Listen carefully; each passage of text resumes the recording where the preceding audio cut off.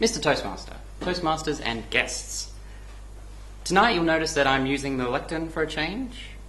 Now, is that for the practice, the prestige, or maybe for a little bit of protection? We shall see. Ladies and gentlemen, tonight I proclaim this the first day of the Nicholas Petrie Appreciation Week.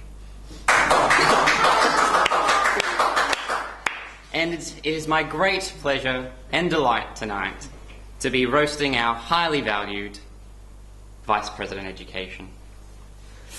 And I say highly valued deliberately because I'm utterly convinced that he will fetch us a very good price when we finally decide to sell him off to a good home. Now, for those of you fortunate and rare enough to have avoided him up until now, our VP is a man of many interests and even fewer talents. A reliable real estate agent, if ever such a thing exists, and ever so modest, as we've heard earlier tonight. And while his industry's catch cry is all about location, location, location, the venerable Nicholas booms participation, participation, participation, until he's even redder in the face than he already is now. He's the only man I've ever met that can be just as intense wearing bare feet and civvies as a business shirt and tie. No mean feat, if you'll pardon the pun. There is no toilet-related joke that he will not tell, no prop that he will not appropriate, and no opportunity to overact that he will not grasp with both hands. But I digress. We've all been volunteered and victimed, bribed and cajoled, and even occasionally auctioneered by Nick, such as his commitment to putting together excellent programs for us week after week after week. And he does a reasonably decent job of it too, I must say, to the extent that the only person I know of to have squibbed a speech recently is David. The words tyrannical, stubborn, and grumpy have all been used to describe other people,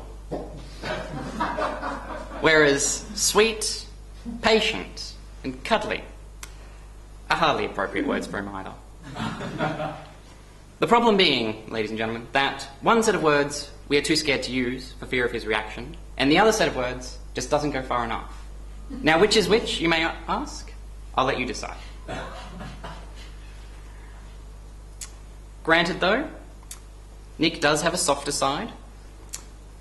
He is apparently a romantic, as he tells us, despite what this astonishing revelation would do to his already very stern reputation.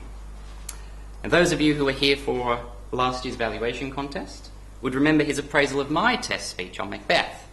Boring, he thundered, with all the finality of the Last Judgment. However, so concerned was he about how I'd taken this feedback that he called me up the very next day to check on how I was doing.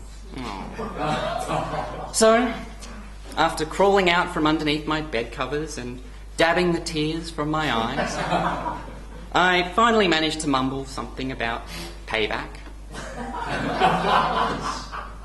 And so here I am tonight, ladies and gentlemen, weaponizing words and wielding them with witty wickedness. Revenge, as they say, is mine. But in closing, I would like to express my sincere admiration and gratitude for Nicholas and everything that he's done for us here at Clayfield, and to advise him to keep on being himself. Because let's face it, ladies and gentlemen, none of us really wants that job, do we? Mr. Toastmaster.